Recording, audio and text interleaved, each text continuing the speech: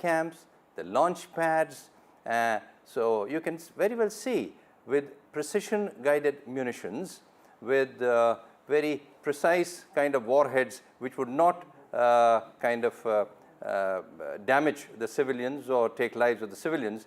Very precision mounted strikes have been done as far as 100 to 125 kilometers inside Pakistan, which has never been done before, and as close as 8 to 10 kilometers near the border.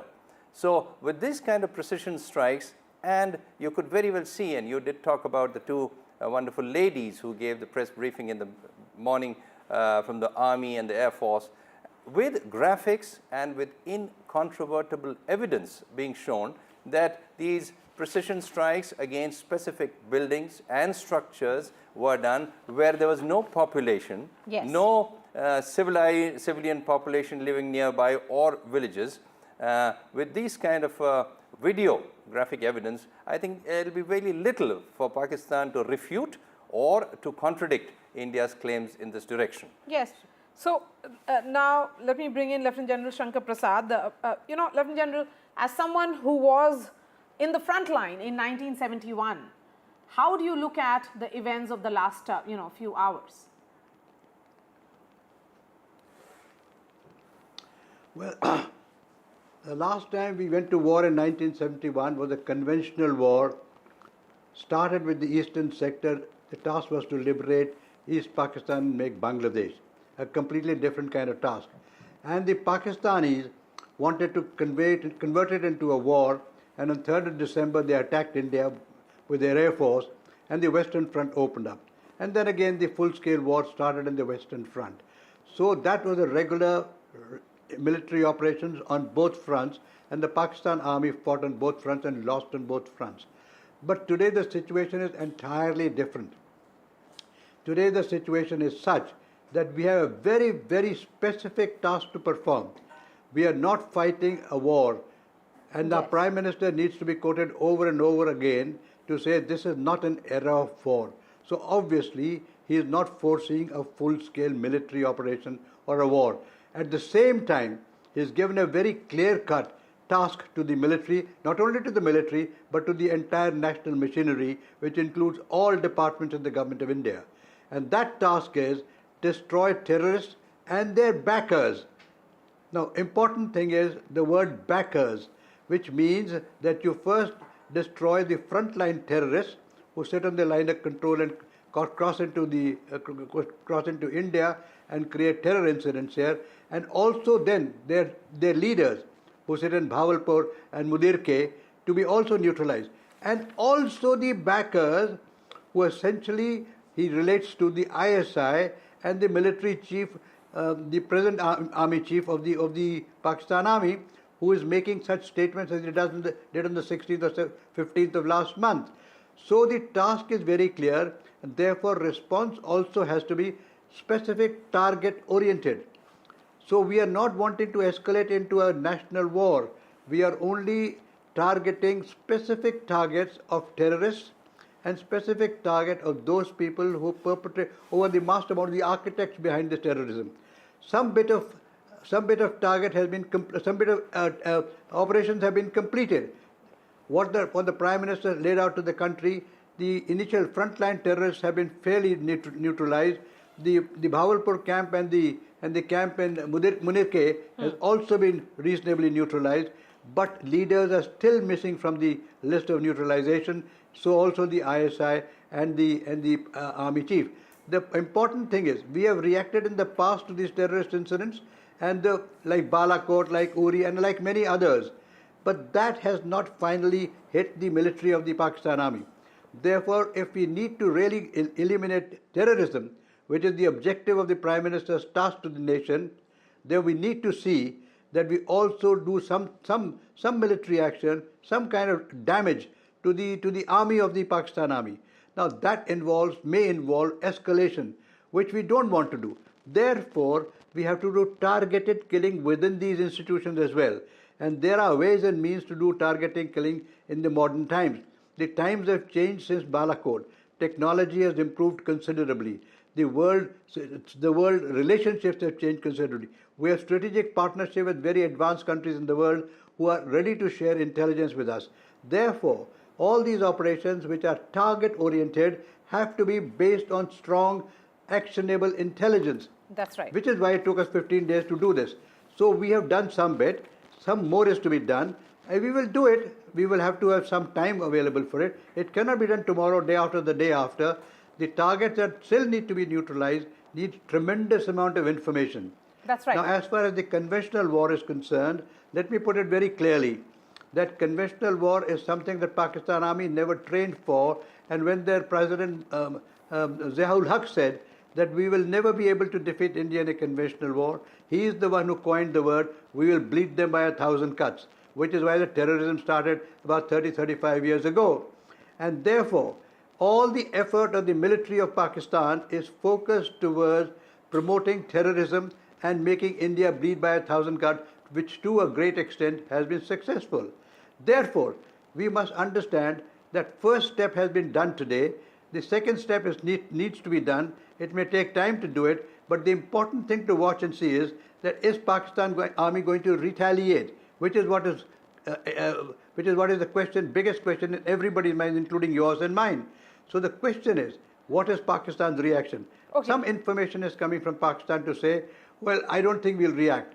Some people say, no, we will react. So we don't know what's exactly in the mind of Pakistan Army, but if they do react, then I think the Indian armed forces are fully prepared. Okay, so since you're talking about the point preparations, in this military operations is this. Lieutenant General Prasad, since you've spoken about the preparations. I'll just give you the military operations in it. Yes, I'm going to come to you in 30 seconds because today was the day of mock drills which were carried out throughout the country. In fact, we covered it extensively as well. Here's a report and then I come back to the guests.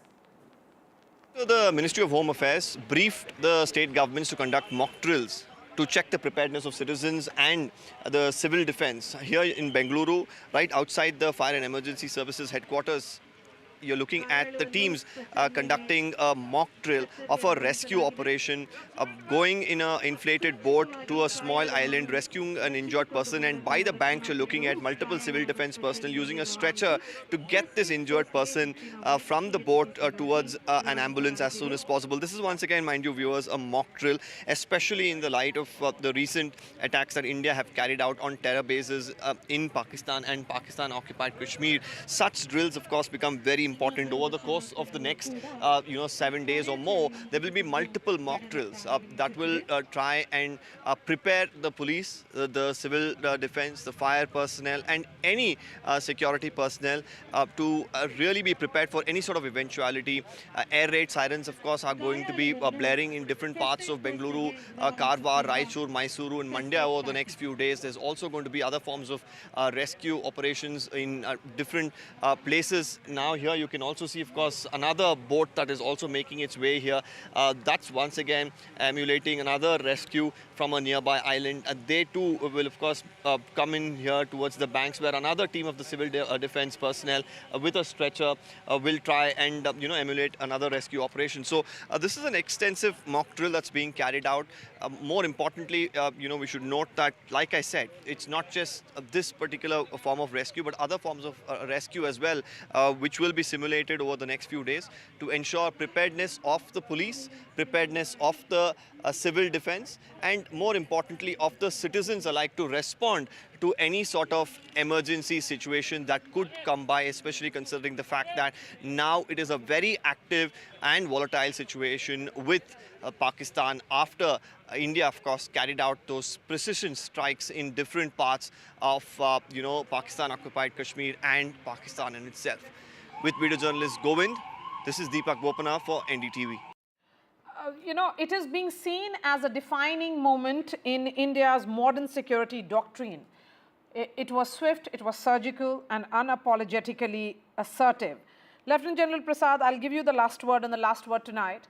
I want to understand from you the long-term impact, or perhaps what will be the immediate short-term impact.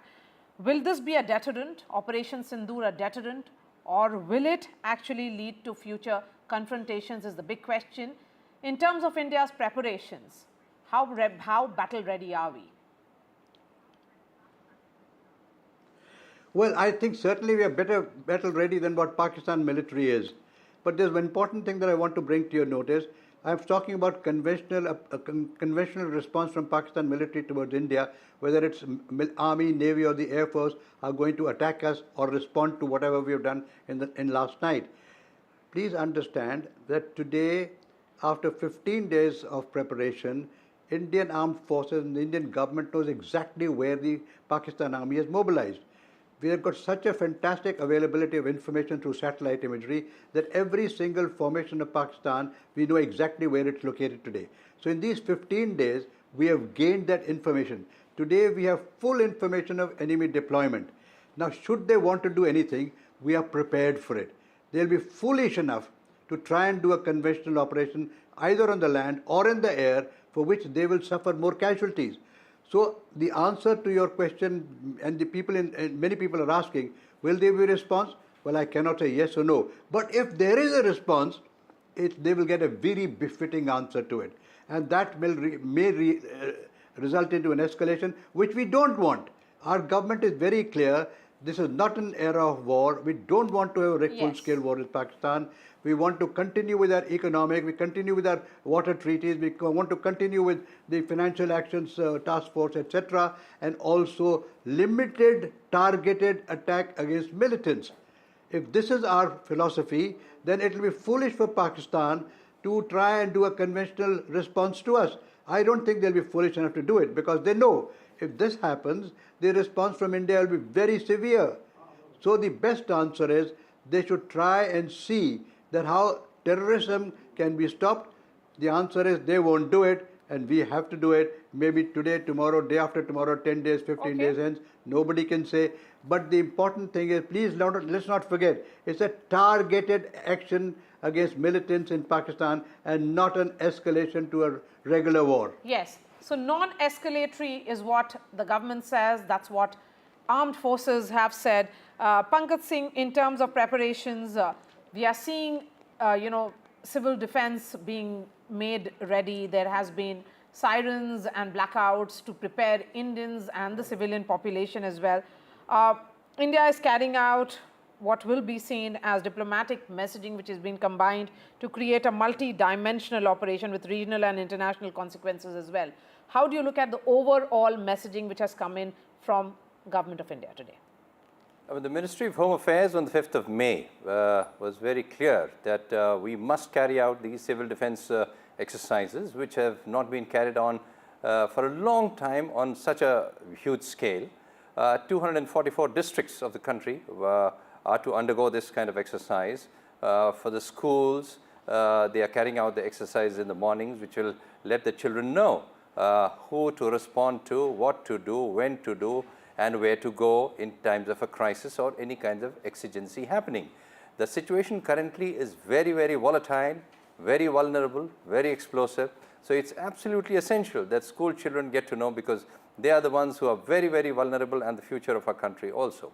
Most of the cities are to undergo the evening 4 to 7 blackouts, sirens, evacuation drills, search and rescue, and try to see that all the communication, transport facilities keep working while sensitizing the public to this kind of an eventuality in case it happens. All right, sir. Thank you so much for joining us. Pankaj Singh, former Deputy NSA, and Lt General Shanker Prasad joining us on this broadcast. And that's all from me on this edition of The Last Word. We have Vishnu Shom right here in the studio. All right, Maria, thanks very much. We're going to be continuing with this fairly decisive precision strikes on Pakistan. They have been very, very substantial, the strikes. A strong message has been sent. We'll be looking at that on left, right and center. That's coming up in the next couple of moments.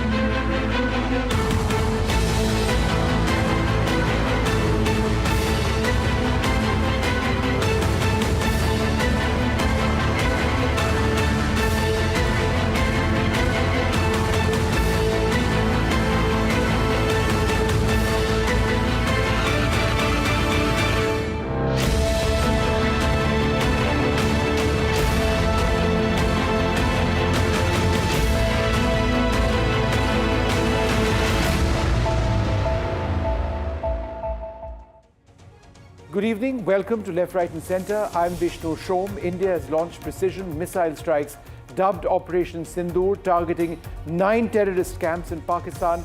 And Pakistan administered and occupied Kashmir following the April 22nd attack in Pahalgam, in which 26 people were killed. Now, India claims the strikes on terror infrastructure linked to groups like the Jaish-e-Mohammed, avoiding civilian and military targets, reported 26 deaths, calling it an act of war. That's how Pakistan referred to it. Pakistan has vowed retaliation. There have been significant casualties on both the Indian side and the Pakistani side of the line of control because of intense artillery duels which have broken out between both countries. Now, the escalation is the worst in decades. It is still unclear whether things will cool down or there is further escalation which might take place. Global leaders have urged restraint, while India has defended our actions as a necessary step in the ongoing fight against cross-border terrorism. A quick look at the headlines. India has taken the world into confidence on Operation Sindoor. We briefed members of the United Nations Security Council, including China. The External Affairs Minister has spoken to Qatar, their Prime Minister, the Finance Minister, the Foreign Ministers of Germany, France and Japan. The National Security Advisor has spoken to the National Security Advisor of the United States, the United Kingdom, Saudi Arabia and France. We reiterate our strong condemnation of the terrorist attack in Pahalgam and the terrible loss of life it caused. We condemn terrorism in all its forms and manifestations. Those responsible must be brought to justice. India stands behind Operation Sindoor. Rahul Gandhi, Akhilesh Yadav, Asaduddin Owaisi, they hail the operation.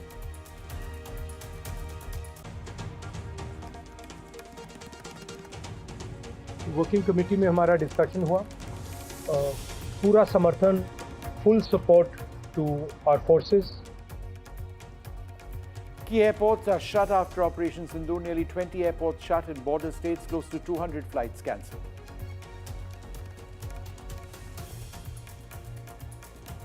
There's also Operation Abhyas. India prepares amidst this heightened tension. Civil defense mock drills are being held across several states.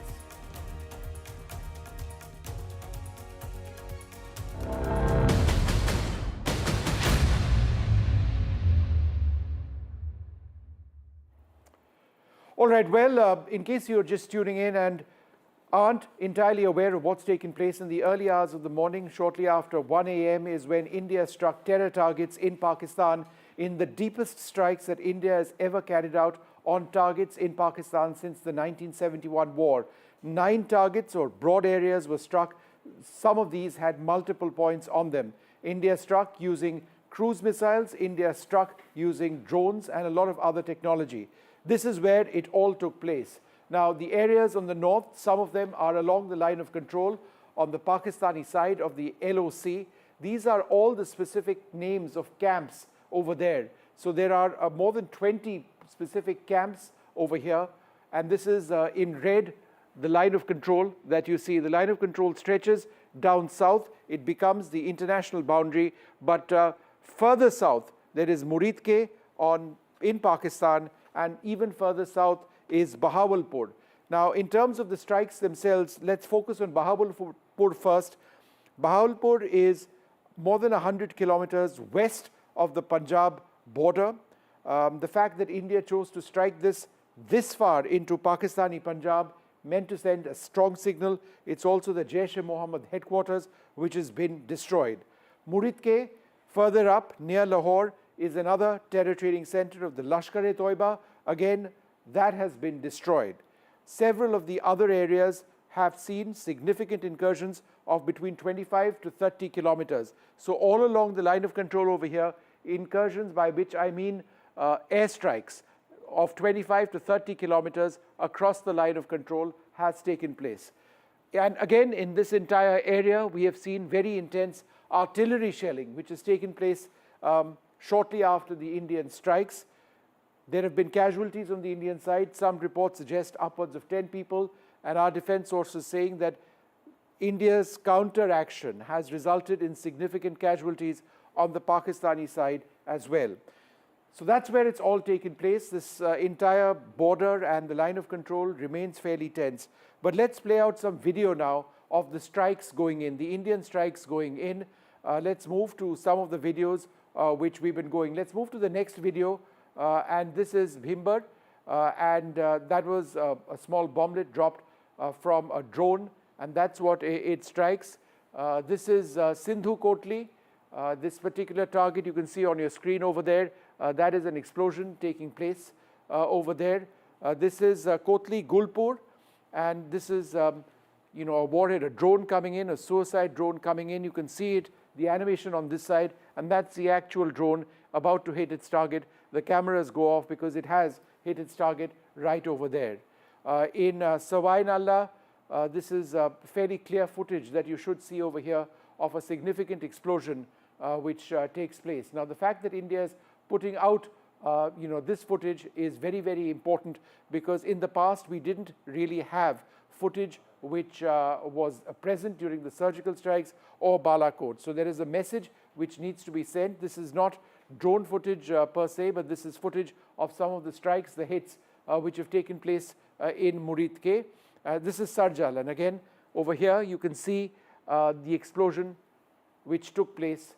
These have by and large, even according to international OSINT experts, been largely accurate. You can see this drone going towards its target, and then the video goes off. That's when the target has been destroyed. So that's essentially what we are looking at. The strikes themselves have been fairly successful. I'm now joined by Ambassador Javed Ashraf. Thank you, sir, very much for being with us. Let's have Ambassador Ashraf up on the screen. It's a difficult one, but let me ask you, in your personal opinion, do you believe that there is a possibility of further escalation?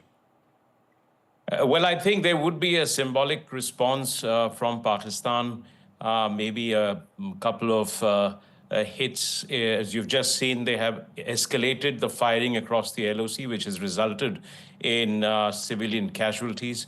There may be a couple of symbolic attacks, but I don't think that I see this escalating into a full-scale, prolonged war between the two countries for a number of reasons. One is that they have to recognize their economic fragility and political instability. There will be a lot of international pressure also on Pakistan to avoid escalation in view of their culpability in the attack. India has already conveyed that there's absolutely no interest in escalating this further after achieving their objectives, and that we have been measured in our response, confining ourselves to hitting terrorist targets and avoiding any collateral civilian damage or destruction to the military installations. Pakistan will, of course, play out a very massive information, disinformation campaign. The fog of war, there is always this kind of a game that is played out. It needs to reassure its people that it has stood up to India, and that it was able to repulse or in fact inflict some damage on the other side. But the prospects of a long-term war escalation is limited. Second point here is that for Pakistan, they may wait their time, and we have to be very mindful of the fact that there may be another round of a major terrorist attack, this time on security forces, just to demonstrate that they haven't been deterred in this. We'll also have to watch out for cyber attacks, which is less visible but can be equally damaging, but not just from Pakistan, but from other countries that might be supporting Pakistan. We've experienced that in the past. So all told, we will be prepared for a full spectrum. And in case there is a retaliation from Pakistan, please remember, we went for terrorist targets. They'll have to go for civilian or military targets, in which case they're basically saying we're declaring a full-scale war, in which case I have no doubt that we will prevail, particularly the superiority in the naval and the air force will be able to hold Pakistan quite strongly, and they're also aware of that. Ambassador Ashraf, the fact that we've released footage this time, which was absent in the past for whatever the reasons were, how significant is that in sending out a message, not just to people within our country, but also to Pakistan, which had disputed what we'd done in Balakot, saying, here, look, it's not one target, but several, and here's video evidence? So it has, two very important messages. One, of course, is that, we've carried out simultaneous strikes on 9 of those terrorist camps. Remember, Bahawalpur and Muridke are the principal nurseries of decades-long terrorism against India, and we've been trying to have them shut down for a very long time. Now, in releasing these images, we are, as you've also mentioned before, taking note of the fact that the last time when we had the strike in Balakot, I mean, we almost lost this battle of narrative and perception, and people began to doubt, and people sowed seeds of doubt about whether we had achieved anything at all. So one is a message to your own people and to your own country that what we've said, we have done, and this is your evidence of it. Second, it's the people of Pakistan that don't get taken in by the messaging, the rhetoric, or the obfuscation by the military establishment there, but even more to the international community that we set out to achieve a certain set of objectives, and here's the evidence of what we've done. And this also reflects, the very calm assertion of power. Ambassador Ashraf, are you disappointed at the reaction of Turkey, which seems to be backing Pakistan at a time when so many countries around the world see it as nothing but being a state sponsor of terror? Vishnu, I would have been very surprised if they've done anything otherwise. I mean, they are absolutely joined at the hips. They're the principal supporter of Pakistan. They, in every diplomatic, military, ideologically, they have also been supporting them. In fact, they're as close an ally as China, and China will perhaps be a little circumspect in getting involved in something of this nature. But for Turkey, this is nothing, and you've seen that in various forums. They speak on behalf of Pakistan. In fact, these attacks that we've seen yesterday, the strikes, is absolutely not surprising. But what would have been surprising is if Turkey had done it otherwise than stand in support for Pakistan. All but right. I think Go ahead, what sir. I have seen, and I think I should point this out, I've been watching this, as you know, from 1999 onwards when we had Kargil, and then, the terror attack in the parliament, Kaluchak, then we had Mumbai, and then we've more recently Pathankot, Uri, and Pulwama. First is our outreach to the international community is much faster. The international understanding for the action that we have taken is much better. They will still be accompanied by concern of escalation into a prolonged conflict. But part of what we have seeing is a change in the terms of our response. We have preempted any possible international effort to prevent some sort of military response.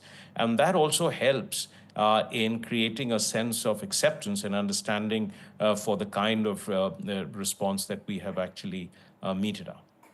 And in this, the videos are of great help.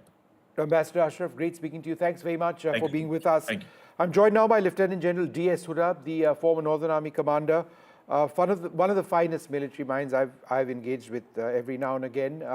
And he was also the Northern Army commander when the surgical strikes in 2016 took place. Thank you very much, sir, for being with us. General Hooda, you didn't have, when the surgical strikes took place, a lot of the technology which is now present. You had to physically go across. Now, that may have been an option on this occasion as well, but India chose not to take it. Instead, we were able to fire missiles from long range from within our shores, from within our territory, as it were. To what extent has that been a real force multiplier? Vishnu, let me tell you, the manner in which this attack has been carried out is much more comprehensive, sends out a much stronger message. And the fact that we have the technical capacity and capability to carry out these very precise attacks from on our side of the international border, on our side of the line of control, really reflects in some ways how even from 2019, the technical capability of the Indian military and how it's grown. This has been a real. I take it as a real game changer for how we're going to deal with Pakistan in the future. Okay, General Hooda, I'd like you to talk a little bit about that last point. That there is a certain red line that Pakistan has crossed as a result of which we've hit them as hard as we have. Does this, in effect, mean that this is a precedent that we've set for ourselves, that if there is an attack like this in the future, then India will strike possibly as hard as we have this time? So, Vishnu, not only merely as hard as we can, but also the selection of targets. The fact that the LET headquarters, the JS headquarters been hit, we are saying that, look, we are now going to go to the roots. Merely killing foot soldiers as we did in 2016 and 2019 by hitting, one odd terror camp or hitting the launch pads is really not providing us the deterrence that we need. And therefore, we are now going to go to this hub of what I could call the military jihad complex and take them out.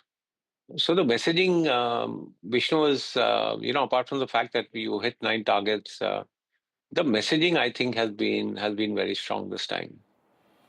General Hooda, the fact that we hit a target 100 kilometers west of the international border between Rajasthan and Punjab, Bahawalpur, again in Pakistani Punjab, what message does that specifically send? So look, it sends a message, one, of the capability that the Indian military and the Indian Air Force has in their ability to strike targets with such precision deep into Pakistan territory. And the fact that, Punjab, which sort of the heartland of Pakistan, also in some ways the heartland of the Pakistan army, has been hit, is to me strategic messaging that, look, and standards have been set that this is how we are going to go now. We're not merely going for small time terror camps, but that we will hit at the heart of what this whole military jihadi complex is, and that is where we will take out an attempt to take out the heart and soul of terrorism that's coming from Pakistan. All right. And General Hooda, do you believe that given the number of targets we struck, this was more than just optics? This was actually inflicting serious pain on Pakistan? It is, Vishnu, and I think that was what was needed. I think after 2016 and 2019, there is a realization that perhaps these limited military operations are not going to achieve our objectives. And what is our objective? Our objective is to deter Pakistan from using terrorism as an instrument of state policy. Now we have to see how Pakistan reacts. Are they going to come out in support of these terrorists and jihadis and say we are reacting to reacting to India clearly because India has struck terrorist targets? Or are they going to, at some stage, start thinking about, look, this is only going to bleed Pakistan. An unwinnable conflict with India doesn't help Pakistan as a nation. I think by what we have done is we have raised these very serious questions even within Pakistan, the government, the army, the society. One final question to you, General Hooda. There's very extensive fighting happening on both sides of the line of control or across the line of control, the international border in Jammu and Kashmir. The ceasefire, I mean, that's gone. It went a couple of days back. It doesn't exist anymore. In as much as we talk about these strikes, to what extent must we be aware of the situation in areas like Poonch, where there has been so much loss of life? Vishnu, the ceasefire and the advantages were primarily to the local population. Unfortunately, the fact is that any ceasefire is hostage to India-Pakistan bilateral relations. Let's see how this crisis plays out. I do anticipate a response coming from Pakistan.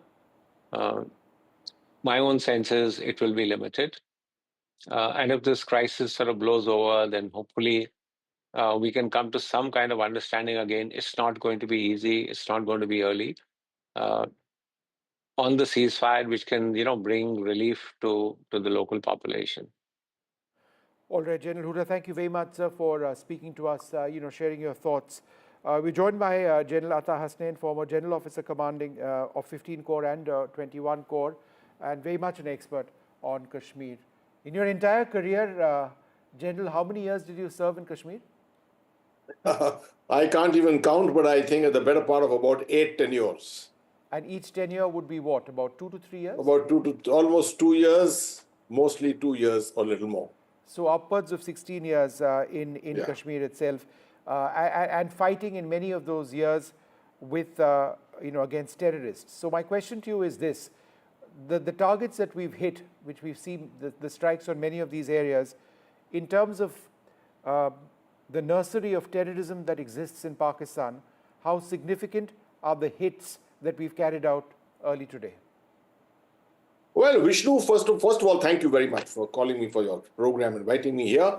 I recall Balakot and the surgical strikes, 2016, 2019.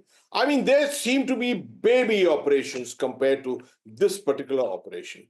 First of all, the decision to extend it beyond POK, we did it in 2019 also. We actually hit Balakot, Jabba Top, which is in Khyber Pakhtunkhwa. But this time we went into the center of gravity. Through my service, all the planning, etc., that we have been through, we have always considered Punjab, Pakistan, Punjab, as the center of gravity. And that's the place which we have hit at last. I think the message should go down very clearly. India has moved on exponentially, transformationally in the field of military resources. What the Indian Air Force could achieve in this is not something we could have done 5 years ago. I believe most of this weaponry actually came in 2020 in the wake of what happened at Galwan and subsequent to that. So this is a complete transformational change which has happened. And what Prime Minister Modi has been saying, "Ghus ke ghar mein ghus ke marenge," that is exactly what is being played out now in the heart of Pakistan.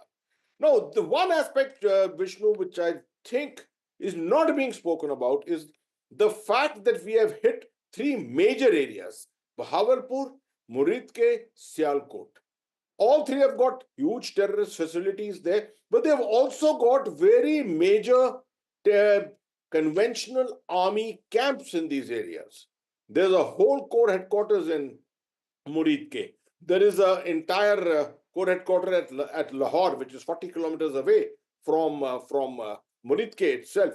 And then Sialkot, we know what it is, the strike forces of the Pakistan Army, which are existing there. I think the message is going clear that if the escalation ladder, if the next rung has to be climbed to or escalation has to take place at all, then all these things are under the scanner. And Pakistan should get this message very clearly that India may not rest content with only targeting the terrorist infrastructure, because after all, this is the Pakistan deep state, which I think the NIA has quite definitely identified as the Pakistan Army, the ISI, and the Lashkar-e-Taiba. So if the Pakistan Army hand is here, the ISI's hand is here, there's no reason why all these facilities should not also be hit. General Hasnain, whenever a country decides to engage in military strikes, it's never a one-way street. Pakistan and India, some would suggest, are near peers. They've hit us fairly hard on the line of control. We've hit them back. There are reports of aerial engagements. I don't want to dwell on them because our government hasn't confirmed anything at this stage. My question to you is, do we need to understand as viewers and as citizens of this country that given how hard we have hit Pakistan, there has been a reaction from them, and that this is something we must accept? It's not going to be a one-way street for us. It never is in something as large as what we've done. That makes a lot of military sense. Vishnu, what you have just spoken makes a lot of military sense. Because no self-respecting army, and not an army of 650,000, is going to sit content with this kind of a thing and sit back on its haunches. It will respond to something or the other. Today, Pakistan's capability to wage a conventional war is highly suspect. Maybe not more than 3 to 5 days or something like that. They don't have ammunition with them. The economy is in absolute shambles. But they have got one weapon in their quiver which no one can otherwise neutralize. And that is the doctrine of irrationality. And they have got an army chief at the moment who we saw from his attitude, his body language, his speech given out at that famous function with the Pakistani diaspora, that he is willing to take this to the next level only on an ideological plane. And he's probably seeking his second term in September this year and thinking that this is what is going to ultimately deliver that kind of extension to him. So he is possibly likely to retaliate, respond in some way or the other. It could be anything from just the anger which is being displayed at the line of control at the moment to a dud attack in some part of the Rajasthan desert or somewhere to say, I'm hearing a lot about this, to try and allege that we also have some terrorist camps, Baluch terrorist camps or something like that in our fold within India. No, this kind of a fake news story, they are quite adept at that kind of a thing can be put out. So at the end of it, something will happen. We cannot describe what exactly will. It's already being played out on the line of control. And sub-conventionally, Pakistan's options are still open. They may wish to take this into the next 2, 3, 4, or 6 months and think of another strike somewhere in Kashmir. That is why I am advising that this is the season of infiltration in Jammu and Kashmir. And Northern Command had better be completely on its toes to prevent a surge of terrorist strength inside the valley. Yeah, I think that's a very important point. We need to be on alert for anything, including terrorist attacks. Thanks very much, General Hasnain. Always a pleasure speaking to you. We've got another great guest today. As you can see, we've just been able to get some of the finest minds and voices and thinkers, military, diplomats and others on Pakistan and the situation along our frontiers. Ajay Visaria, former High Commissioner to Pakistan. Thanks, Ambassador Visaria, very much for being with us. Thank you, Vishnu. Great to join you here. You would have studied the Pakistan Army Chief very closely. He was the DG of their ISI as well. He seemed to be entirely unpredictable. Is that the avatar that he seeks to create for himself, or is it genuine unpredictability which needs to be a cause of serious concern for us? Yes, Vishnu. I think much of what we are seeing starting from Pahalgam to now is all about Asim Munir. And, this is an army chief who was beleaguered, who was in an internal crisis, and a strong driver for his behavior has been the internal crisis he faces and the attempt to use this crisis to bolster his position within the country. And that is why I would agree with General Hasnain that he is positioning himself to be an irrational actor. His risk appetite is much greater than that perhaps of his predecessor, and certainly more than that of the civilians. So you saw a bizarre situation unfold in Pakistan today, that when India offered in the Foreign Secretary's statement a de-escalation off-ramp, the civilians seemed to think it was a good idea by saying we've already done what we need to, and if India doesn't do anything else, we can get off. And the army comes and overrules them and says, no, we have to retaliate. So this is about a lot of this that we are seeing unfold is about an army chief trying to establish his internal position. And this is not new. We saw this, the early Musharraf attempt, Kargil, he got power through it. He had the parliament attack in 2001 when he felt his position was weak. His successor, Kayani, wanted to distance himself from Musharraf going soft. And so he did the Mumbai attack. So I think this is part of the same sort of syndrome in Pakistan, that a little skirmish with India, which he would hope to control, will re-establish his domestic position. What is the off-ramp from here onwards for us? Well, I think India did offer a clear off-ramp. Incidentally, I think our action demonstrated that India acted with a great deal of political courage, with military precision, with smart strategic communication. What India established was credible deterrence, established its doctrine of zero tolerance of terrorism, but also signaled an off ramp that India was also accompanying this escalation with a strong de escalatory instinct. And it was for Pakistan to accept that and say that they had already done whatever damage they claim to have done. But right now, I think Pakistan is compelled to go into the second or third rung, if you will, of escalation. Pakistan will escalate the situation, and Asim Munir will be willing or waiting for the Indian blow that will come. So the attempt, of course, will be to operate below India's threshold of response. But if it exceeds India's threshold of response, India is going to be climbing the next rung of escalation, and that for Pakistan will be dangerous because the chances of a conventional war breaking out are strong, where Pakistan is much weaker than India. Ambassador Visaria, are you satisfied with the international reaction which we've had not just today, but over the past few days in terms of supporting India in our fight against terrorism? Couldn't some of the language, including from our closest allies, including the United States, have been stronger? I would read the international situation as a good deal of support for India. And if you read between the lines, what the Americans told us and the others told us was essentially, do what you have to. We understand.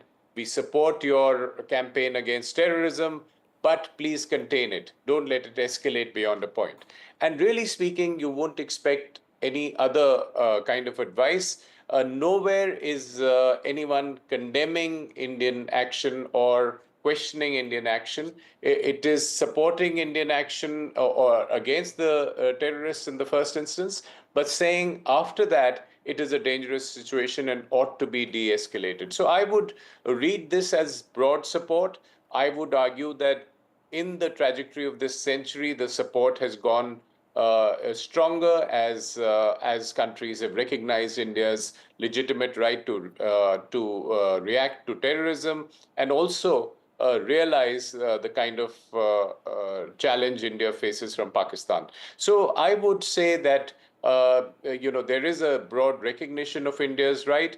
There will also be now, as we climb the escalatory ladder, a strong push from the global community to try to ask both countries to de-escalate, which is understandable. In fact, that was my next question. The Russian Foreign Ministry has said, and I quote, "We're deeply concerned about the aggravation of military confrontation between India and Pakistan. We urge the parties involved to show restraint." France has come out with a statement. France deeply concerned about the latest developments, calling for de-escalation and the protection of civilians. So, the two major countries over here, others would have said the same thing. Look, it's time to bring the tensions down. Who does that in a situation like this? How do you bring tensions down in a situation like this? Because essentially what you're looking to do is to right size Indian military action, saying that this is as much as we want it to be and no more, when we are dealing with an unpredictable person or unpredictable system on the other side of the boundary. And then if Pakistan retaliates, there's nothing that stops us from again retaliating, and then you're going up that escalation matrix. Absolutely. I think this is the critical challenge, and this is the classical challenge. And if you study the example of the last time around between Pulwama and Balakot, and after Balakot, there was a Pakistani response, but we lucked out by having a off-ramp for Pakistan, in the sense that the Indian pilot was down and India threatened to escalate, and Pakistan decided to de-escalate by handing the pilot back. But that was something where the global community stepped in and amplified India's message and made it quite clear to Pakistan it was not in their interests to escalate. So what we are facing now is a potential situation of Pakistan escalating to the next level, India, escalating further as a reaction to that, and therefore to break this chain, there will be certainly a lot of global pressure particularly on Pakistan, because Pakistan's claims that its escalation is imminent, and thereafter, a temptation for Pakistan. Pakistan ought to be incentivized to accept the off-ramp that India has already offered, in terms of saying that these are non-escalatory measures. These are targeted only at terrorists, not at the Pakistan military or civilians. Pakistan will have to is possibly going to invent a fiction of some terrorist targets in India or attack military installations, which would cross India's threshold. And therefore, it's a dangerous situation. And I think the world will take note, must take note, and try and restrain Pakistan from doing something really crazy. Ambassador Visaria, thanks very much for being with us. I'm now joined by Air Marshal Anil Kosla, the former Vice Chief of Air Staff. Thanks very much for being with us. In terms of some of the technology which has been used, Scalp cruise missiles, we've used drones as well. This was technology not available to us even a couple of years ago. During Balakot, we had to cross the line of control in order to make the hits. On this occasion, we likely didn't need to do that. How has this new technology been key in us hitting our targets? Because from the video that we've seen, and it's been independently confirmed, all of the hits went through. All of the strikes went through. Yeah, Vishnu very rightly brought out. Actually, from Balakot time to now, in the last 6 years, Indian Air Force capability in terms of precision and strike, and in terms of platforms, weapons, has really grown manifold. And the result you're seeing now. So if you compare Balakot and this action which has taken place today, there is a bit of similarities, but the similarities are only that, the time of attack is middle of the night, and terrorist camps have been attacked. That's where the similarity ends. And now if you see in Balakot, one target was attacked here, 9 targets were attacked simultaneously, and some as deep as 100 kilometers plus. So that sort of, and with exact precision, I mean, with no collateral damage, the whole planning has been done, the whole execution has been done, keeping in mind that only the target, that is a terrorist camp, are destroyed, and not there is no collateral damage to civilians. Although some of these camps are, surrounded by civilian areas, and all this has been done without even crossing the LOC or IB. So that is how the technology has come up in terms of Rafale aircraft, in terms of Scalp and Hammer, the weapons which we have got with standoff and precision, loitering ammunition. So a whole gambit of it has been employed, and employed very, very effectively. Air Marshal Kosla, there have also been some reports of the Indian Air Force having taken hits. I don't want to get into that or dwell too much, because the government hasn't really come out with details. But my question to you is, in as large an operation like this, particularly when you've got the Pakistan Air Force, which is in many senses a near peer, some sort of reaction from them would be expected, and losses on either side is something that is factored in when you go in for military operations, right? Yeah, obviously, when you go in for operations, when punches are being exchanged across, the losses will be there. I mean, that is part of the game. But the idea is to restrict the losses to within acceptable limits. But having said that, even I heard these reports, and although official no confirmation, nothing has come, and I'm not privy to actually what has happened or what's gone on. But what I know is 2 or 3 things. One is that always, Pakistan is very active in misinformation and disinformation, and they quite a few times, they may issue statement and backtrack. In Balakot also, in one day they made 3 statements and backtracked, and now also, if you see, they made some statements and then backtrack, like POWs, and then say no POWs. So things like that. Second is, they're talking about 5 aircraft being destroyed. I mean, So very tall order, especially considering, Vishnu, that none of the aircraft has gone across. So what is you're not put your aircraft in the harm's way as well by going into enemy territory. And of course, they have BBR missiles, but to my mind, it doesn't. Third thing is, whatever visuals I've seen, which are being reported from the ground as aircraft, they all look like drop tanks to me.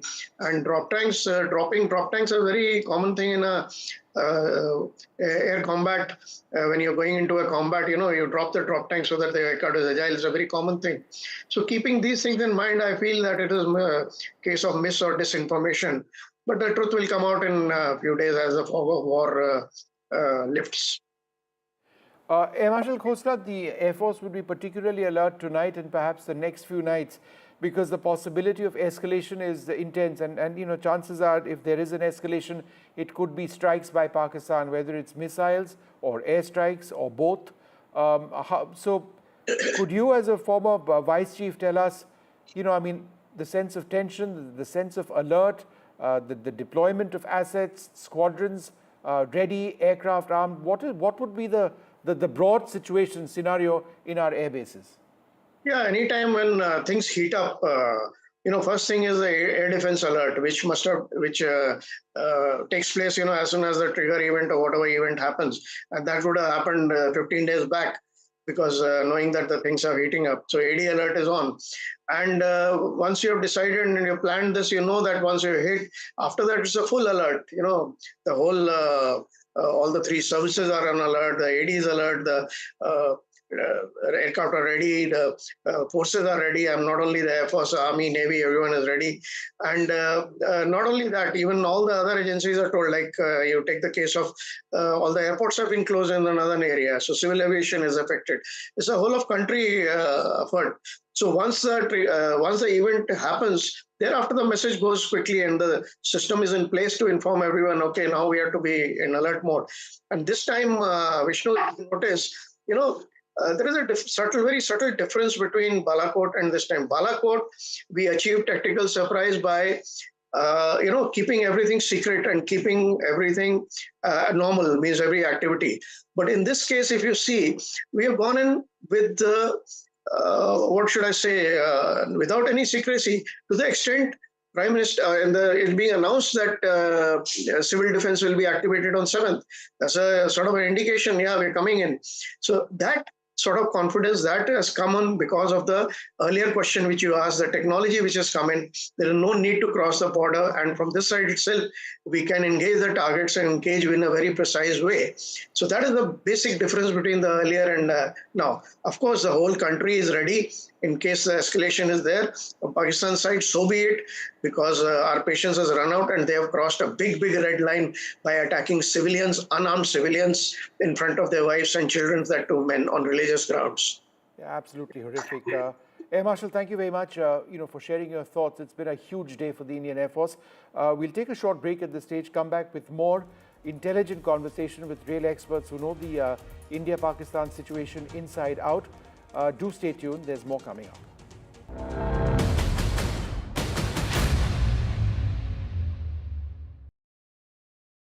Gold class optimistic reflective glass लगाओ, धूप की गर्मी को दूर भगाओ और बिजली का बिल भी बचाओ।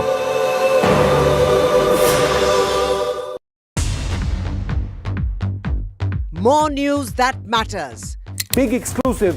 Tulsi Gabbard gunned down by Pakistan-backed cowards. When you interact with people on ground, you're able to reflect their sentiments much better.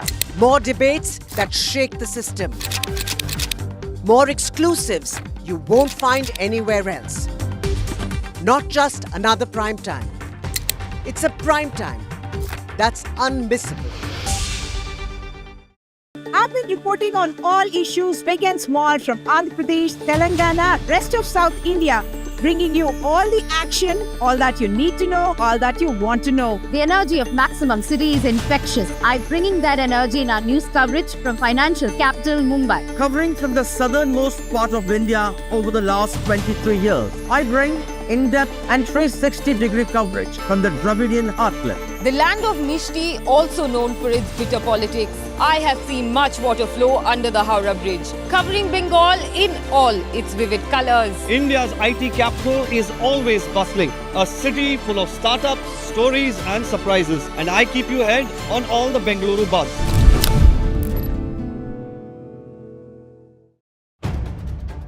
If it matters to you, if it matters to you, if it matters to you,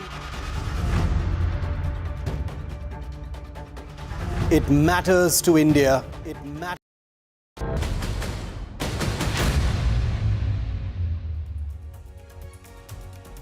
All right, a huge day for India, Operation Sindoor. Massive strikes into Pakistan. We've hit multiple targets in Kotli, Muzaffarabad, Bahawalpur. These are just a few of them. 9 broad areas which were struck. Each area had individual targets. So in total, approximately 20-odd targets. We're joined by strategic affairs expert Brahma Chelani at this stage. Dr. Chelani, what do we do from here onwards? Do you believe that there is a possibility of escalation? And if there is, that India needs to strike back, or should India look for an off-ramp having achieved what we have? The Indian strikes on Pakistan, Vishnu, were dramatic. This was the largest aerial assault on Pakistan in more than half a century. Pakistan hasn't faced this kind of aerial attack since the 1971 war. But let's be clear that Pakistan will hit back and hit back in an equally dramatic fashion, just the way it hit back after the Balakot airstrike. Our decisive moment is coming. When Pakistan responds, will India hit back or will it balk? When Pakistan hit an Indian military base after Balakot and dropped bombs elsewhere in J&K, we did not use that opportunity to hit back. This time, the conditions are different. There's a geopolitical environment that's favorable to India. No country has criticized India's military strikes. No country has criticized even India's action in pausing the Indus Waters Treaty. And more importantly, we have a national consensus in India, which we didn't have in 2019.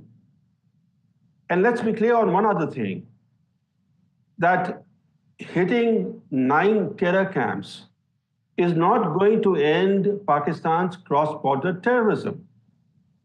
In fact, in anticipation of India's strikes, Pakistan had emptied almost all the terror camps.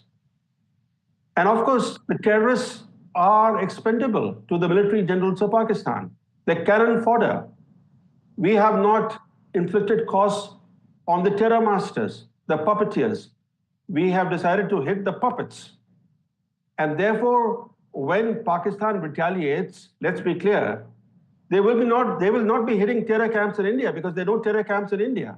They'll be hitting military facilities in India. At that point, if India balks, then whatever we have gained from this morning's strikes will be lost. So that will be the decisive moment for the government of India.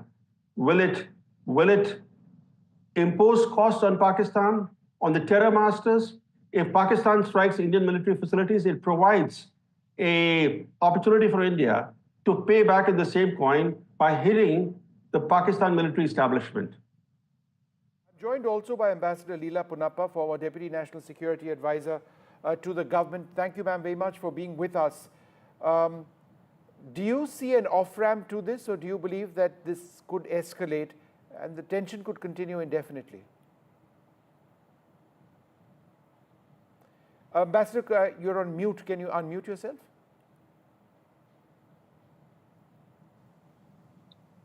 I said, regardless of which way one assesses the possibilities, it is speculative. So I think there's a full range of options. But I think what I would like to point out is that the way India has responded to the Pahalgam massacre did not start with a military operation or the anti-terror operation that was undertaken last night. It started with measures that would affect common people. The abeyance of the Indus Waters Treaty, the kind of holding back of the Chenab waters that we demonstrated and which was seen in a whole range of photographs with the water level down to a very low level, either that or major flushing, which would mean a surplus of water. And then the scenes of the Pakistanis returning to Pakistan, some of whom were leaving families behind and claimed they had nobody to go to back in Pakistan. I think ultimately we need to look for a two-stage kind of thing. One is the kind of attack on the terrorist bases and headquarters that took place last night or early this morning. And the other is really getting the Pakistani people out onto the streets to say this kind of support to terrorism is enough. No more and opposing fundamentalism. I think when you have a conjoining of those two elements or those two forces, perhaps you might see a different kind of response from Pakistan. Right now, I think given the kind of mentality or the mindset that the Pakistan Army chief demonstrated in that strange speech he made to the overseas Pakistanis gathered in Islamabad, the mentality of the Pakistan Army will prevail. And they would then really want to do a tit-for-tat kind of thing. As Brahma has just pointed out, there are no terror camps over here, so who would they hit? Now, one interpretation could be that the very intensive firing on the LOC right now which really started before last night's strikes, is in a way Pakistan's way of saying, well, yes, we have taken responsive action. But I think there will be a temptation, there will be an urge, certainly in the thinking of the Pakistan Army, if not of the government, which really doesn't take these security decisions, to go for some kind of escalation. Yeah. All right, well, I'd like to thank you both very much for being with us. These are tense times, and I think the possibility of an escalation, at least for the moment, is something that we need to look at very, very closely. We leave you with this report from my colleague Shiv Arur, who spent more than a week now in Kashmir and the last several days looking to be close to the line of control or at the line of control. He was in some parts of Poonch which have been hit very heavily by Pakistani shelling. Several people have lost their lives in this area. It is a cause of huge concern. This was Shiv Arur from a little while earlier today. We're at the line of control in Salamabad. It's one of the last outposts before the line of control. There are two houses here that were struck last night in Pakistan Army shelling here in the Uri sector. These two houses have been completely totaled, completely destroyed. There's still a fire burning, if you can see over there, smoke smoldering across this entire pair of houses. Miraculously, no deaths, but 4 people have been severely injured. 2 of them children. One of them has apparently lost a limb as well. They've been evacuated to the Baramulla hospital, which is about 40 kilometers to our rear from here. We're about 10 kilometers from the line of control. Complete damage over here, Vishnu. If you can see that these two houses, I'm surprised that anything is left everywhere else, because it looks like a stray shell may have come and landed here. It appears to suggest that the Pakistan Army, which has been aiming and firing directly, targeting civilian areas, has caused damage deeper inside, and one shell or a couple of shells has come and actually landed here. This has all the telltale signs of artillery damage. You can see shrapnel completely ripping through these metal sheets. These are very clear signs of artillery shrapnel that has ripped open these roof sheets. एक 13 साल की बच्ची, एक 4 साल का बच्चा, तो 2 घर के मालिक. हाँ. और क्या ये पाकिस्तान के शेल? हाँ, ये पाकिस्तान का है. रात के 2 बजे का मसला है. तो उससे ये घायल हो गए. तो यहाँ मकानों की बात ही नहीं. मकान कितने बजे गिरे थे ये शेल? 2 बजे. 2 बजे सोए होते हैं. आप कहाँ थे उस टाइम? हमने सुना ये? हाँ, हमने ये भरोसी है यहाँ. हम तो रात को बाहर आ रहे. 2 बजे के बाद हमारे बच्चे भी बाहर आ गए. उधर इधर लगे भागने. क्या करते भाग? सर इधर आइए एक सेकंड. सर आप यहाँ रहते हैं, नजदीक में रहते? इस्लामाबाद का। कहाँ थे आप जब ये हुआ था? हम तो घर में रात को 2 बजे। आपने सुना ये जब ये वो हुआ था? बहुत आवाज सुना। क्या आवाज था? वो आवाज था ये जिस शेल की थी जी। अच्छा, पूरे शेल लग रहे थे, एक तो नहीं था ना, बहुत आ रहे थे। कितने शेल? इसको मेरे ख्याल 1-2 लगे हैं मेरे ख्याल में इसमें। दो लगे। जख्मी लोग बारामूला हॉस्पिटल में हैं। पहले उड़ी लिए, उसके बाद उन्होंने उड़ी वालों ने बारामूला भेज दिए। बारामूला हॉस्पिटल में कितना बुरा है जख्म? वो जख्म तो सर में भी लगी, हमने उसको देखा नहीं है। सुबह हम खुद डरे थे, हम जंगलों में भाग रहे थे। इधर तो हमारे पास कोई है ही नहीं, सेफ्टी है ही नहीं। क्यों? तो इस गांव में डर नहीं है अभी? वो डर तो बहुत है माल। तो आप यहीं पे क्या करेंगे? अपना कहाँ छोड़कर जाएंगे? किसके घर जाएंगे? गरीब शख्स कहाँ जाएगा? हमारे पास कोई बैंकर नहीं है, कुछ नहीं है, तो कहाँ जाएंगे? अगर बैंकर होता फिर अपनी कुछ सेफ्टी होती, बैंकर ही नहीं है।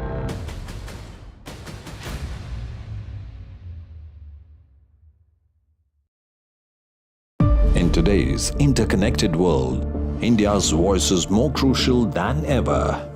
When India speaks, the world listens. At NDTV World, we are that voice, bringing you intelligent and insightful news from India and beyond.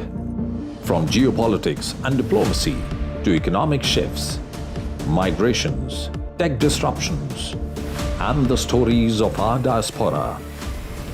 We cover the news that shapes our global future. NDTV World, your new home for global news is here.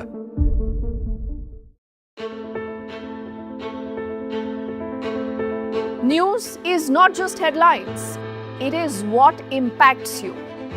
And news should never be mistaken for noise. What matters is the reality. Accurate, in-depth, and with the right perspective. For over 20 years, I have been a journalist, and never has clarity mattered more than now. At Newsnight, we go beyond the surface. We dissect the details, challenge the narratives, and bring you the unparalleled clarity you deserve in a world clouded by misinformation. We are bold, we are direct. Newsnight, for the news in your interest. Only on NDTV 24/7. How often have you turned away from debates that descend into endless fights? We bring you a show where every question is answered, where every debate finds its resolution, where every story finds its conclusion, where opinions collide but facts prevail, where stories unfold with insights and trust. When the noise ends, the last word begins.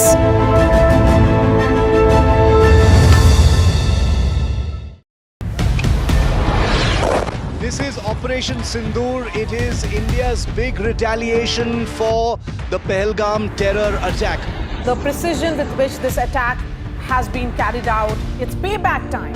The headquarters of Jaish-e-Mohammed in Bahawalpur and Lashkar-e-Taiba headquarters in Muridke have been hit. That these targets lay between 30 kilometers across the line of control. Prime Minister has monitored the entire sequence of events overnight. He's been closely monitoring it.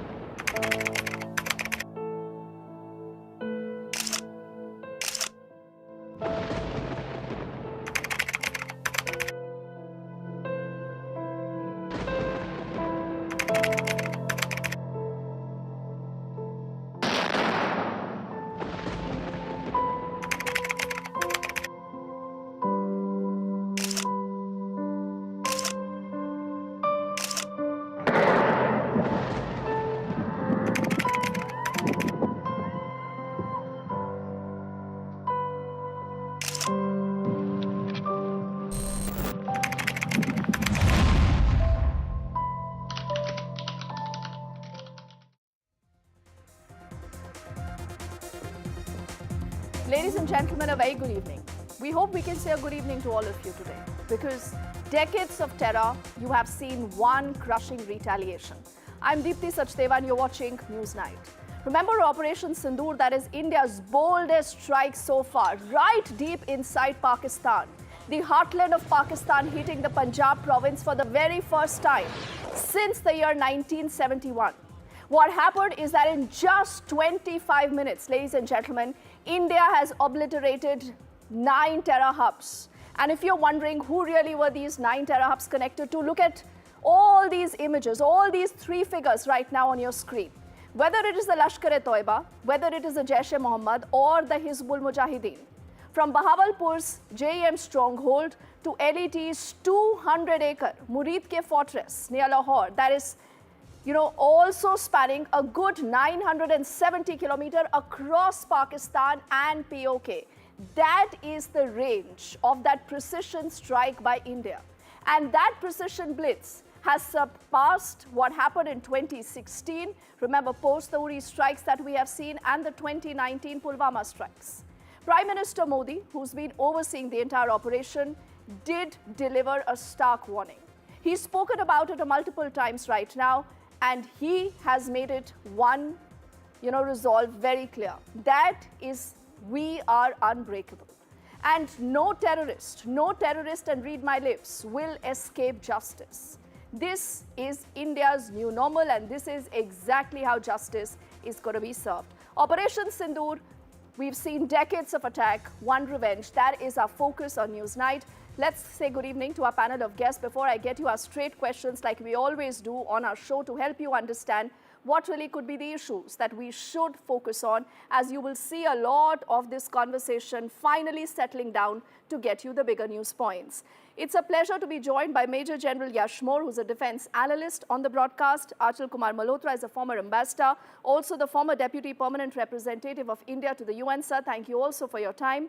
Also, SP Ved is a former DGP of Jammu and Kashmir. And I think, every time we've spoken to SP Ved, he will tell you that something like this was required, it was coming. So, Ved, sir, we'll find out whether, you believe this is just chapter 1. And we'll be looking at a lot more happening in the next few days to the next few months. And also a pleasure to have the lady, Captain Shweta Mishra, an ex-army officer on the broadcast. She also, remember, has served during the Kargil War and Operation Parakram. So without wasting time, let's quickly get our straight questions and then we'll get our panel of guests to look at those straight questions and help us find answers to what possibly could happen. The first straight question reads on your screen right now. End of the Pak terror outfits like the JM and the LET. Are we really there, or there is still more time till we achieve that? India has made it very clear our intentions are there to strike at the hub of terror. What about Masood Azhar? What about Hafiz Saeed? Are they going to be next? This brings us to our third straight question now. That's going to go up on your screens, and that reads, is this, ladies and gentlemen, the clearest message for Pakistan yet? The clearest message, because we've gone deep inside Pakistan this time. We haven't just gone into the POK, we haven't just gone into Khyber Pakhtunkhwa, we have gone to the Punjab province, and that is the message. The fourth straight question, is this a curtain raiser of Narendra Modi's resolve, who had said we'll go to, any length and the end of the earth to ensure that there is justice served? Has that already happened? Is there more to come? This brings us to our final straight question now, that's also up on your screen. Pakistan is isolated, and that is no surprise. But now Pakistan's bluff is getting called out. What are the options? Is it already running out of options? Let's take Captain Shweta Mishra first before I get in the other gentlemen on the show. Captain Shweta, whatever's happened in the last few hours, how significant is this? It is a brilliant day. I would agree that I would submit that the news that has been trickling in since we got up in the morning, Operation Sindoor, from the word that was chosen, the word Sindoor by itself is such a strong symbolic word, a tribute to all those widows who had been crying for last 14 days. And then came the media briefing when the two lady officers were standing there and briefing the entire world about what exactly has transpired in the form of Operation Sindoor. What a brilliant messaging by Modi government by presenting the Nari Shakti to represent the country, to represent the forces. So I am absolutely delighted to see the news that has come in since morning, and it is absolutely significant for one and all because it is not just everyone wants a no terror world. Oh, yes. So what has happened now is attack on terrorism. People might be giving, countries might be giving their very calibrated or politically correct statements, but everyone wants a peaceful world, and this has been at least not been criticized by anyone and accepted by anyone. So absolutely a significant day. I would say history in making is what we are witnessing now. Okay, you're saying history is being witnessed, and I think you're fairly right. And this is, I think, what people of the country today also feel. And forget just the country, the world across today has realized that something like this was the need of the hour. Major General Yashmore, why don't you push this point a little further, as we'll also get in images of the three men that are India's most wanted. You know, when it comes to the Jaish-e-Mohammed, when it comes to the Hizbul Mujahideen, when it comes to the Lashkar-e-Toiba, the very fact that we have hit the fountainhead of terror, does that change the entire game this time for Pakistan? Firstly, Dipti, thank you very much for inviting me to your show. And today has been a very, very historic day in history of India, and also history of counter-terrorist operations that we have been waging for the last 3.5 decades. The manner in which this operation was executed, the planning, the synergy between the forces, the synergy whole of nation approach and comprehensive national power that was brought to bear on Pakistan was visible to everyone. The manner in which it was planned, the code name given, everything was really hats off to the people who were involved in planning. The CDS with the three services, the Raksha Mantri, and of course the Prime Minister and his cabinet, and everyone has been involved in this. Nobody expected this to happen after midnight on this morning, because we were all made to believe there are mock drills. So people are thinking, abhi Hindustan mein log 1-2 din mock drill karenge, then there'll be victory parade in Russia, and after that probably the punishment or the kinetic measures will come in. But we shocked everyone by doing it at between around 1:30, 1:40 in the morning today. And the manner in which the target selected, especially Muridke, Bhavalpur, Kotli, I've served in these areas, we used to see them across. We know these launch pads for many, many years. Some of them are gateways to for these terrorist jihadis to come inside, or training, and also it's been very well done. Now coming to a question whether Jaish, Lashkar or HM, all three have been in existence for very, very long time. Yes.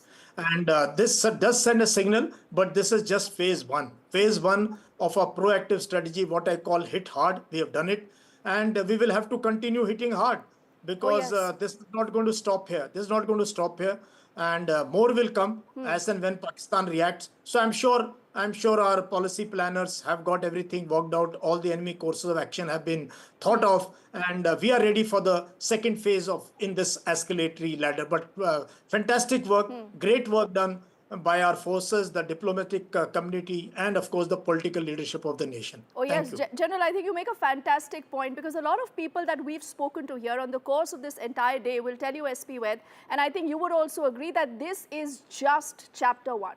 Because with the resolve that India has taken this time around, the fact that there is, that urgency to act against terror, because clearly we don't have any more time to lose. Now, when it came to Uri, when it came to Pulwama, we've seen India venturing into the POK, Khyber Pakhtunkhwa, but this time it is the heartland. How does that change the things now for Pakistan? Do you think Pakistan ever can retaliate to this? Good evening, Shweta ji, and your eminent panel with me here. Excellent beginning. I would say today was a great day, and what a morning to get up with this news. Such a synergy, such a precision demonstrated by our tri-services, defense services, I think the promise which Prime Minister had made to the countrymen was delivered today. See, these scours we have been facing for last more than 3 decades. I remember since young days of 1990s, all these, the three faces you're showing. Uh, Most significant is the terror we have inflicted in their mind.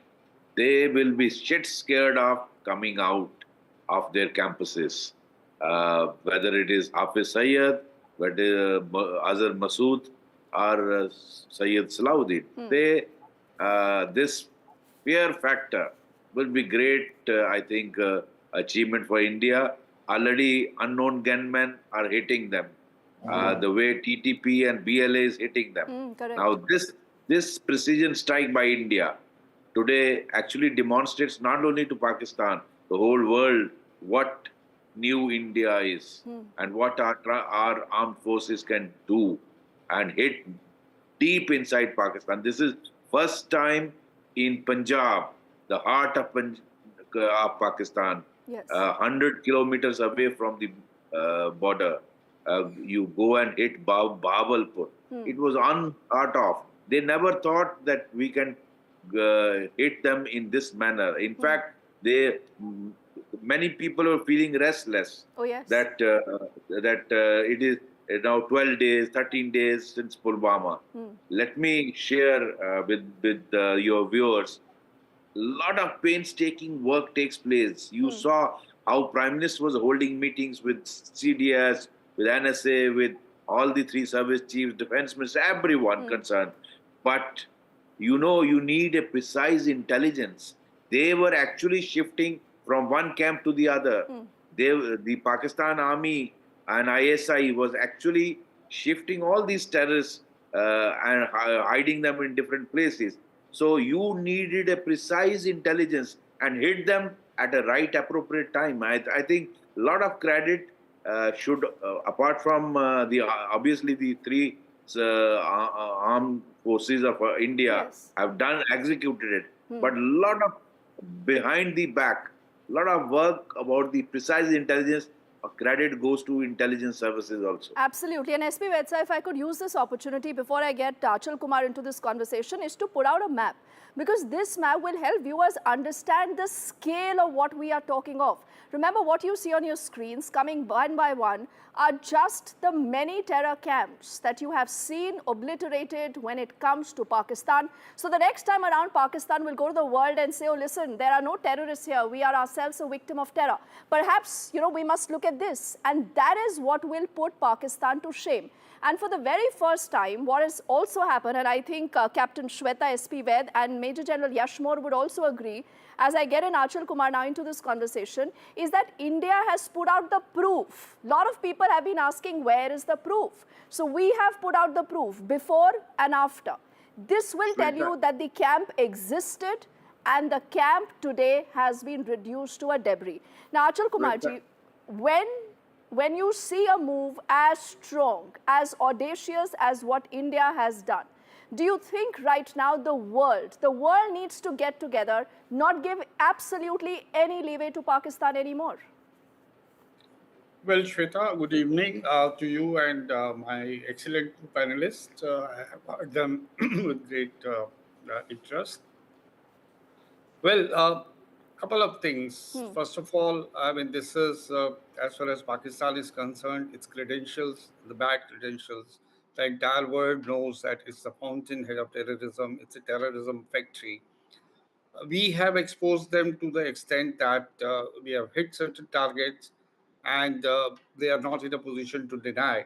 Unlike in Balakot and all that, they had tried to get into the denial mode and said nothing was targeted, there was no terrorist camps and all that. To that extent, yes. Now, coming to the international community, you see, there is a awareness, not now, it has been there for quite some time, that whenever a big act of terrorism takes place anywhere in the world, most often that it can be traced to Pakistan. And the Pakistan Defense Minister has himself admitted that they are great masters in this game. For decades, they had been training terrorists on behalf of the Western countries. Of course, he qualified without admitting that they were getting billions of dollars and much of which was siphoned off. So now, where do we stand today? International community, we have mobilized opinion against terrorism. We have created an environment when at every international conference, every international, bilateral, multilateral fora, whenever there is a statement, joint statement, invariably there is a reference to terrorism and determination to fight it out in all its forms and manifestations. But when it comes to the ground realities, everybody gets into the mode of good terrorists and bad terrorists. I don't think we have reached a situation when there would be joint, collaborated, concerted, operations against terrorist camps in Pakistan or elsewhere. The best we can hope and expect is intelligence sharing, real-time intelligence sharing, which is quite useful in its own way. This is our own fight. We have to fight it alone. Having international opinion, international sympathy and support on our side is a bonus. And that's the reason, we have been doing, presenting our case, sharing our, experience with the global players, that we have been briefing them. We briefed them before the operations. We are briefing them after the operations. Okay. At the end of the day, today what happened must be, obviously, we have to applaud it. The political will and determination of our government on the one hand, and the execution by our armed forces supported by the intelligence agencies. But to think that we have eliminated the root cause of terrorism would be a little too much. Okay, it's so a good you beginning. We this have to isn't good maintain enough. the Perhaps momentum. we need a harsher action, and then you also need a follow-up. And I think that's the point that a lot of you, have made. And let's push that point now into the second round of conversation as we also look at what should happen in the next few days. We cannot just give up. The fact that you have picked up these terror camps, you've obliterated these terror camps is still not good enough. Now, Captain Shweta, with all the experience and all the wisdom at your might, what do you think are the three things we continuously need to do if you need to deal with Pakistan and the rogue state? Deepti, what we are seeing in Operation Sindoor now is a stark evolution, strategic evolution of our perspective towards cross-border terrorism. What we had seen during Uri was only ground attack. It was a surgical strike, only army attacking. That was in 2016. In 2019, what we saw was Balakot, which was only aerial engagement. This is for the first time. After 1971, it is for the first time the scale and depth with which Indian defense forces have acted against terrorism. And the advantage for it is, what we are seeing now is the jointedness of Indian Army and Indian Air Force. So now that we are approaching terrorism with such jointedness, with such synergy, coming times we will obviously see better off and more precision attacks. This time it was very clear. Look at the choice of weaponry which was there. Look at the assurance that there is no collateral damage. Only the targeted terrorist camps were destroyed. Look at the messaging that we have attacked only terrorists and we are not wanting to escalate. This is a de-escalatory measure. So we have made very clear that we are attacking only terrorists. We are attacking terrorists with the jointedness of Army and Air Force, and in coming times, God willing, Navy as well. And certainly, terrorism, what we have attacked is only the headquarters or the major infrastructures of terrorists, but certainly terrorism is not gone. Aapne beehive have honeybee, you have destroyed the beehive, but the honeybees have flown left and right. So they have to be addressed as well. They will be gathering somewhere and you have to address them in coming times. So probably more such attacks will be there. But yes, the precision, the will to eliminate terrorism is brilliant, and that messaging has gone very well not just to the countrymen, but to the world across, that there is a zero tolerance approach towards terrorism. Oh, yes. And is this also a curtain raiser, Major General Yashmore, of the things to come? Yeah, absolutely, Dipti. In fact, what we need to do by this brilliant action last night, what we have done is we have hit the minds of the Pakistan military leadership. Finally, in whether it was, 71 or other operations we have done, or make those Siachen, we have to attack the enemy's mind and cause psychological and mental paralysis. I think that is what has happened. They didn't expect India to do this tri-service operation in this manner, this magnitude, hitting the heart of Pakistan, that especially Bharpur, Muridke. Muridke is very, very famous for Lashkar-e-Toiba. It is you can say, a pilgrimage center for Lashkar terrorists. And we have hit that so close to Amritsar and so close to Lahore. So messaging is very clear. But now we in the next phase, we have to convey the message that it is the Pakistan military, the ISI, they are the rogue elements. They are the ones who have been training, harboring, and doing this entire thing of. There are other terror organizations which are anti-Pakistan military, but especially Lashkar, Jaish, HM is down and out, not that much visible these days. But or TRF, which is an offshoot of Lashkar-e-Toiba now, they are all totally in sync or with the ISI. So the dirty tricks department of ISI, the deep state, the establishment that is the Pakistan army, which is taking their nation down, they have to be exposed. And people like Asim Munir, the chief of Pakistan army, the chief of ISI, they have to be designated as people who support terror. I think we must impress upon US and other world powers, the P5, to come out and start targeting the Pakistan military. Because the epicenter of terrorism that we call now, it's a cliched word, but it's so true. Started in 70s, and it has continued after that. So the world powers at large, India with, now good we are talking to Taliban, Iran on the other side, and other major powers. I think we need to isolate the Pakistan military, need to attack the Pakistan military mind, and tell the people of Pakistan and the world community at large that whatever you suffer damage at Indian hands, it is because of the high-headedness of your military. Okay, So I just have the last minute. Yes, I just have the last minute, and I want to give 30 seconds to both SP Ved and Achal Kumar Malhotra before we wrap this conversation. SP Ved, what should be done? What should India be doing next? I think definitely this is a very good operation. We have to do everything to sustain the momentum, and our objectives are larger, which is we have to hit the root cause. We have to isolate, mobilize international opinion against Pakistan. We have to try to weaken it to the extent possible, even if we have to, enroll the support of Balochistan National Army. We should not be hesitant to do that.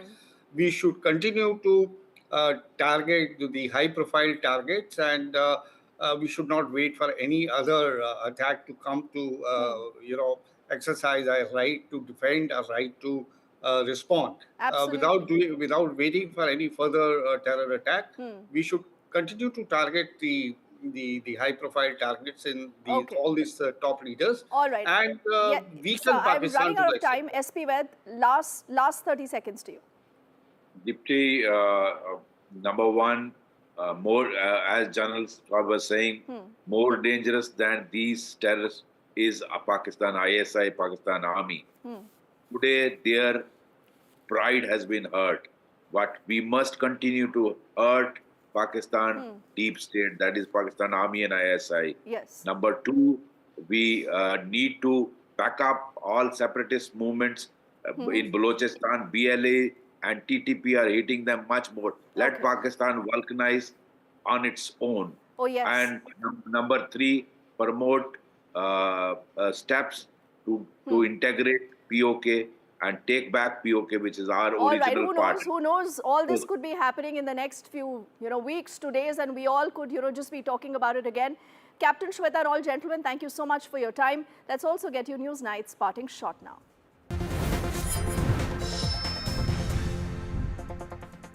Now, Operation Sindoor, ladies and gentlemen, has left Pakistan's terror network completely in shambles, and its options are dwindling. India's precision strikes have drawn a line that you act now or you face annihilation, complete destruction.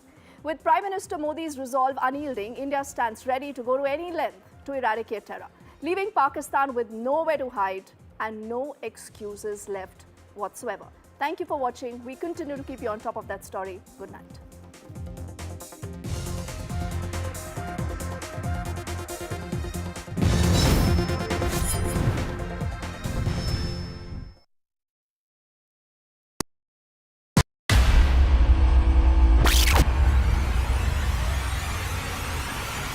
The last 1 month, if you see, the share prices of Gen Engineering has fallen more than 58%. Why are the rating firms calling the debt payments as default? We have two credible credit rating agencies on March 4th coming and downgrading the stock to D. Statements are consistently being proven wrong, and transactions are being taken place which are different from what they were originally pictured to be. The company claimed it would roll out 6,400 electric vehicles. But what it has rolled out is a shocking scam. Funds meant for the project were funneled allegedly back to the promoters, the Junkie brothers. What did the money buy? Not EVs, of course, but a lavish flat in Gurgaon's luxurious DLF Carmelias.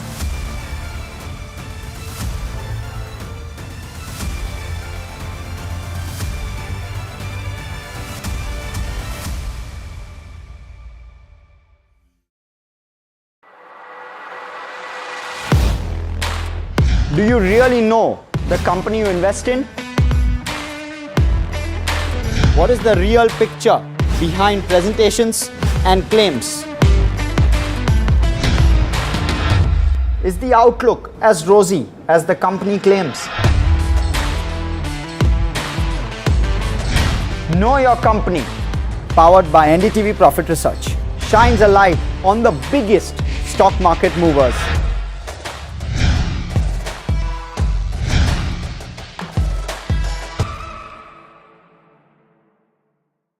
Caste enumeration should be included in the forthcoming census.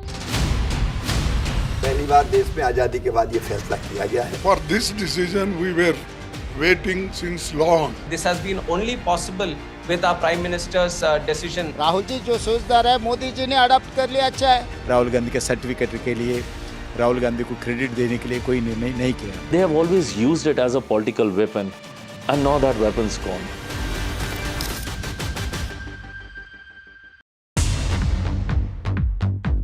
More news that matters. Big exclusive. Tulsi Gabbard gunned down by Pakistan-backed cowards. When you interact with people on ground, you're able to reflect their sentiments much better. More debates that shake the system. More exclusives you won't find anywhere else. Not just another prime time. It's a prime time that's unmissable.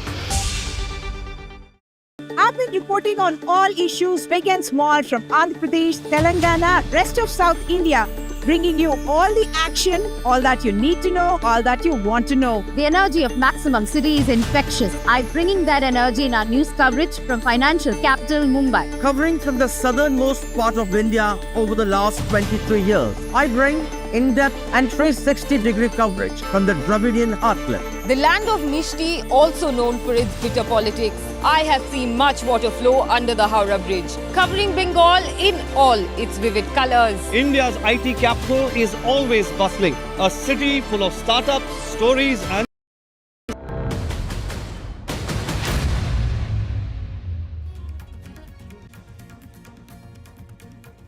Ladies and gentlemen, it's been a big day. Big precision strikes by India against the terror camps in Pakistan. What happens next? What could Pakistan do? And is this just the beginning of the end of terror? That and much more continues to be our top focus. Let's quickly get you our headlines on the show. Operation Sindoor, India has already destroyed 9 terror camps. The Raksha Mantri has saluted our forces. Rajnath Singh says, "We struck those who killed our innocents." India stands behind Operation Sindoor. Rahul Gandhi, Akhilesh Yadav, Owaisi, the entire opposition right now is with the country and hailing Operation Sindoor. Working committee में हमारा discussion हुआ, पूरा समर्थन, full support to our forces. India is taking the world into confidence on the Operation Sindoor. India has briefed the UNSC members, including China. The External Affairs Minister also spoke to the Qatari's Prime Minister, also his counterparts in Germany, France and Japan. The NSA Ajit Doval has briefed the NSAs of the US, UK, Saudi Arabia and France. Reiterate our strong condemnation of the terrorist attack in Pahalgam and the terrible loss of life it caused. We condemn terrorism in all its forms and manifestations. Those responsible must be brought to justice. The centre has called for a Rola Party meeting at 11 tomorrow. The government will be briefing the opposition on the entire operation tomorrow. India has carried out mock drills in all states, Operation Abhyas, where we had sirens, evacuations and blackouts. Key airports in the country are shut after Operation Sindoor. Nearly 20 airports are shut in the border states. Close to 200 flights have been cancelled. Rohit Sharma has retired from Test cricket with immediate effect, meaning India will need to name a new full-time captain almost immediately after the end of IPL 2025, with India's 5-test series in England scheduled to begin on June the 20th.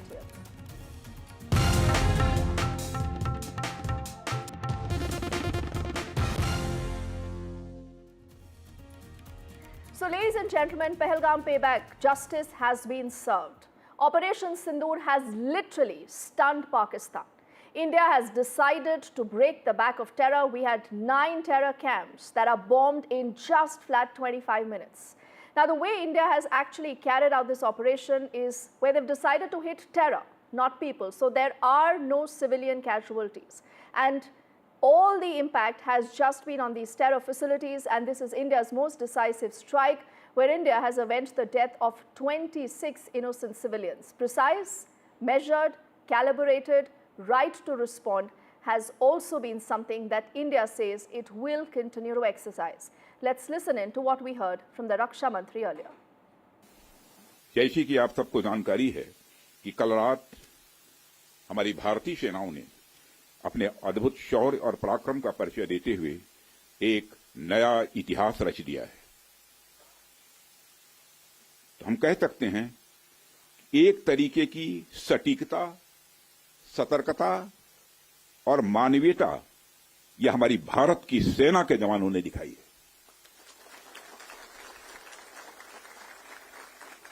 जिसके लिए मैं हमारे सेना के जवानों और अधिकारियों को पूरे देश की ओर से मैं साधुवाद देता हूं। हमने केवल उन्हीं को मारा जिन्होंने हमारे मासूमों को मारा। हमारे प्रधानमंत्री जी के मार्गदर्शन में हमारे भारत की सेना ने हम सभी भारतवासियों का मस्तक ऊंचा किया। Earlier this morning, as you would be aware, India exercised its right to respond and preempt as well as deter more such cross-border attacks. These actions were measured, non-escalatory, proportionate and responsible. They focused on dismantling the terrorist infrastructure and disabling terrorists likely to be sent across to India. You would also recall that the Security Council on 25th April 2025 had issued a press statement on the Pahalgam terror attack, underlining, and I quote, the need to hold perpetrators, organizers, financiers, and sponsors of this reprehensible act of terrorism accountable and bring them to justice, unquote. India's latest actions should be seen in this context. Through precision capability, as shown to you, a niche technology weapons with careful selection of warheads was ensured so that there will be no collateral damage. The point of impact in each of the target was a specific building or a group of buildings. All the targets were neutralized with clinical efficiency, and the results reiterate the professionalism of the Indian Armed Forces in the planning and execution of their operations. No military establishments were targeted. India has demonstrated considerable restraint in its response. However, it must be said that the Indian Armed Forces are fully prepared to respond to Pakistani misadventures, if any. Operation Sindoor 22 अप्रैल को पहलगाम में हुए विभत्स आतंकवादी हमले के शिकार मासूम नागरिकों व उनके परिवारों को न्याय देने के लिए लॉन्च किया गया था। इस कार्रवाई में 9 टेररिस्ट कैंप्स को टारगेट किया गया और पूरी तरह से इसे बर्बाद किया गया। पाकिस्तान में पिछले 3 दशकों से टेरर इंफ्रास्ट्रक्चर का निर्माण हो रहा है। इसमें recruitment, indoctrination centres, training areas व लॉन्च पैड शामिल थे, जो पाकिस्तान और पाक अधिकृत जम्मू कश्मीर POJK दोनों में फैले हैं। इन लक्ष्यों का चयन विश्वसनीय इंटेलिजेंस सूचनाओं के आधार पर हुआ ताकि आतंक गतिविधियों की रीढ़ तोड़ी जा सके और यह खास ध्यान दिया गया कि निर्दोष नागरिकों और सिविलियन इंस्टॉलेशन को नुकसान ना पहुंचे। So remember, we've heard some very, very strong words. The intention of India is absolutely clear. We'll go after anyone and everyone who right now wants to emanate terror. And when you talk of terror, clearly you are talking of Pakistan. Captain Yashika Tyagi, who's an ex-Indian Army officer, is joining us live. Captain, thank you so much for your time here on NDTV. Now tell me something. I'm sure when you see this news, you do realize that this had to happen. How significant is this moment? How different is this strike from any other, attempt that we have seen by India to teach Pakistan a lesson? Good evening. Am I audible? Yes, loud and clear, ma'am. Okay. Good evening. And let me begin by congratulating that what a wonderful day it has been. The day started in such a sterling manner. News channels, newspaper, everything. This attack has absolutely put Pakistan in its place. Though we had Balakot 5 years back, Pakistan certainly did not learn a lesson. I say actually it has been a staging attack. Uri, where we had the first taste of it. Balakot, we upped the game and blasted one terror camp. And this time, after Pakistan has not learned the lesson and dared to do something unthinkable, so heinous at Pahalgam, this kind of action had to be taken by Indian government. I'm so glad that they took their time. There's a wonderful saying, and that is so fit at this time. It says that revenge is a dish that is best served cold. We have taken our time. We have weighed our options. We have gathered credible intelligence, 100% accuracy.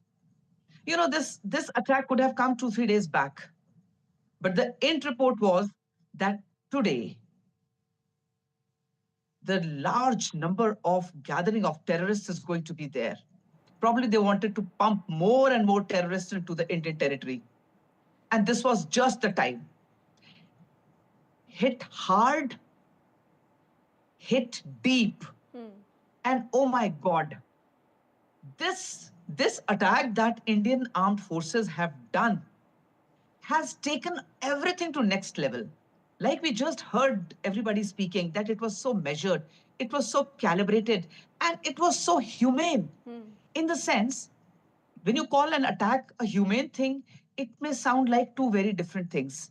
But you see, attacking the terrorist camp where it hurts only the perpetrators of the crime, and there is no collateral damage. The pictures that the channels have been showing throughout the day show that how the terror camp, how the launch pads, how the indoctrination centers, only they have been decimated to ground, like the one that you are just showing on your screen. And the buildings around are staying intact. And the best part was, oh my God, the best part was the surprise. Pakistan thought that today we are just going to conduct mock drills and that we are not yet ready, or probably we are going to take our time. Surprise and exceptional execution. You know, it is one thing to have a digital information in your hand, and the other is to execute it on the ground.